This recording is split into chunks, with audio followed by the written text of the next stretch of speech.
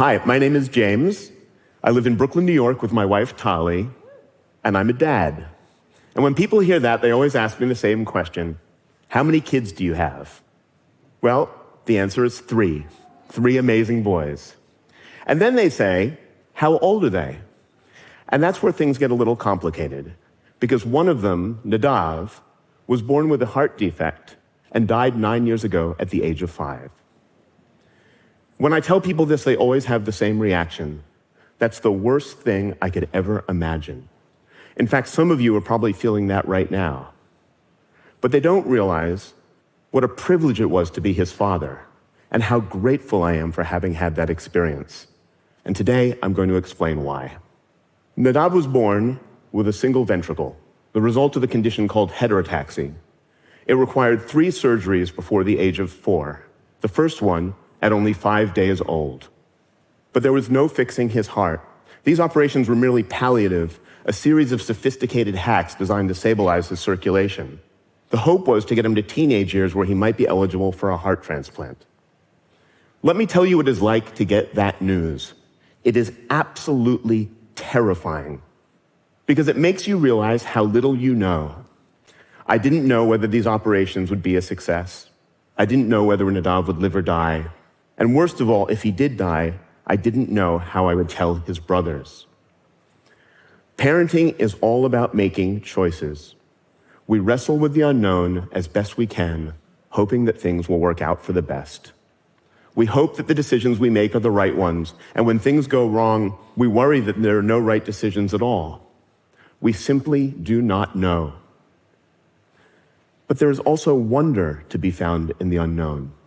When our first son was born, I left the hospital giddy with awe that we had somehow conjured a new life into the world. And when his brother was born with a heart defect 4 years later, it made me realize how truly remarkable this actually is. When we are first conceived, just a bundle of cells, perfectly symmetrical. On the outside of the embryo are tiny hairs called cilia. Their job is to beat the amniotic fluid around the embryo. This lays out the proteins that tell our organs how to form. If the cilia are not working quite right, and this is what happened with Nadav, the flow is erratic. The proteins are in the wrong position, and our organs are malformed. This happens in the span of 3 hours. In time for dinner and a movie, your fate is sealed. It absolutely blew my mind to learn this, and had he not been born with a heart defect, I never would have appreciated it. Forget that anything ever goes wrong. How incredible is it that anything ever goes right?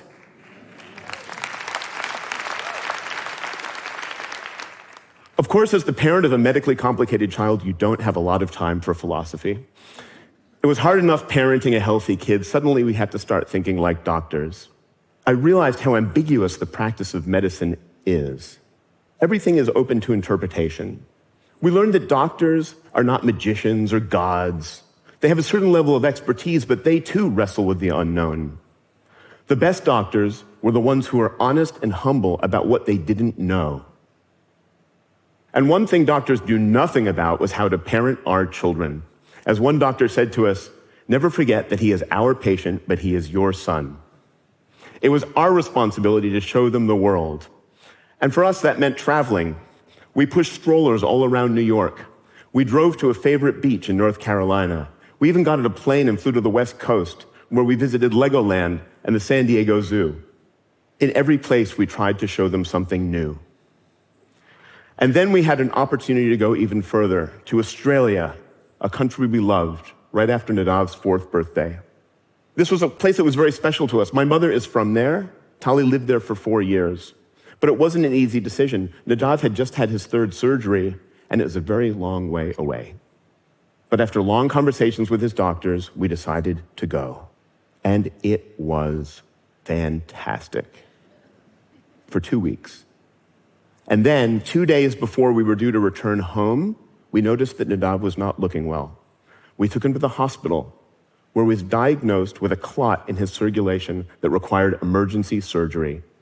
The operation lasted 10 hours, 7.5 on bypass. He emerged alive just barely, And we found ourselves stranded on the other side of the world, stuck in an unfamiliar hospital with our son being cared for by people we didn't know. I didn't think things could get any worse. And then they did, because we were called in for a family meeting. And family meetings are never good news. This is the family room at the Children's Hospital in Westmead. It's a terrible photo, but honestly, it is a terrible room. Tali and I sat on the left, bracing ourselves for the worst conversation of our lives. On the other side was a bunch of strangers looking grim. All we had was a box of tissues. The doctor in charge cut to the chase. Nadav is not doing well, he said, and there are 3 things that could happen tonight. First, he could improve, and I'm telling you now, that's not going to happen. Second, he could hold steady, and that's what we're hoping for. Third, he could deteriorate, and in that case, there's nothing more we can do. I had done a pretty good job to that point of holding things together, but in that moment, I shattered into a million pieces. But Tali remained calm.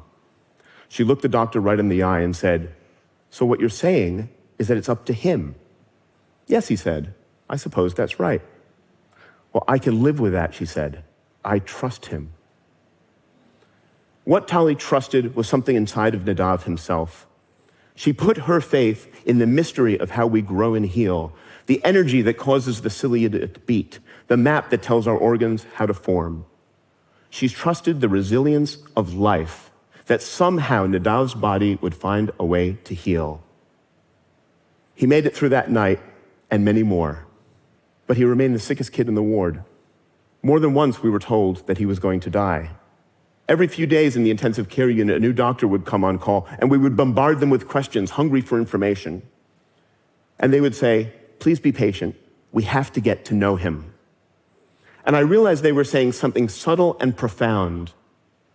They were saying that they did not have the power to heal our son, that only he could heal himself, that their job was to give him the best opportunity to heal. And to do that, they had to get to know him. One day, the doctor in charge of the unit announced that he was going to take Nadav outside. This sounded absolutely ridiculous. He was intubated, he was in critical condition. It took 45 minutes to get him from his room to the elevator down the hall. But it was such a precious gift. Not out of pity or palliative care, but because he recognized that to heal is human. To feel the wind in your hair, touch leaves, smell flowers, to watch your brothers play, to be together as a family, it was an amazingly human thing to do. We were stuck in Australia for 3 months until we found a procedure that could help him. The problem was that it was being developed at the Children's Hospital of Philadelphia on the other side of the world, which is why an incredible medical team boarded a specially equipped Gulfstream 3 in Philadelphia and flew from Philadelphia to Oakland, Oakland to Hawaii, Hawaii to Fiji, Fiji to Sydney. They landed like astronauts wearing blue jumpsuits with the American flag on their shoulders and CHOP transport on the back. They'd never transported anybody this sick this far. They told us that if he died, they would land at the nearest airport. But thanks in part to his resilience, they somehow made it back. The procedure in Philadelphia was successful. Nadav was no longer in critical condition, but his underlying issues persisted. The biggest problem was that there was still some fluid in his lungs and we couldn't leave until it cleared. We spent 6 months in Philadelphia waiting for that lung to clear. In that time, Nadav learned to walk again, to talk again, to eat again, to smile again. We took him outside as much as possible, inspired by our time in Australia.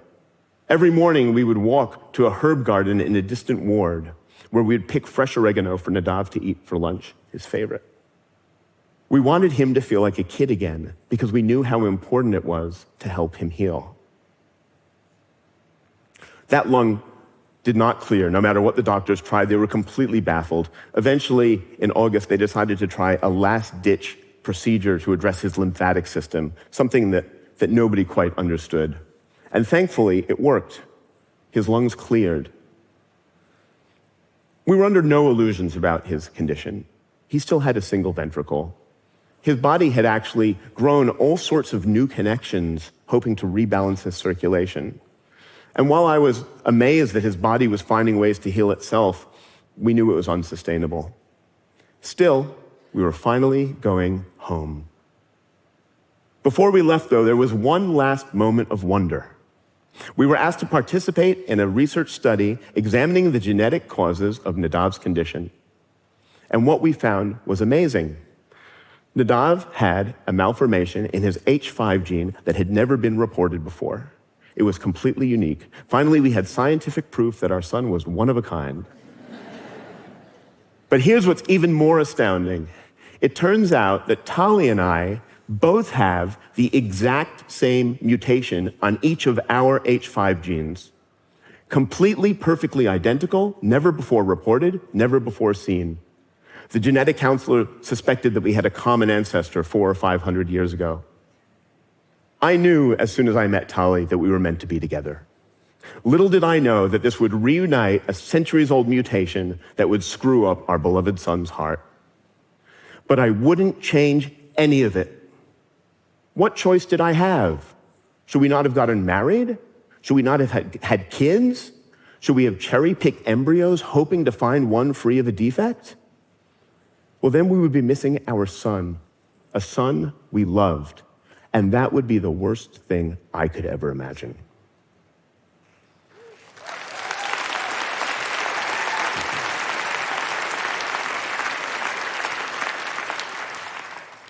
I've already told you how this story ends.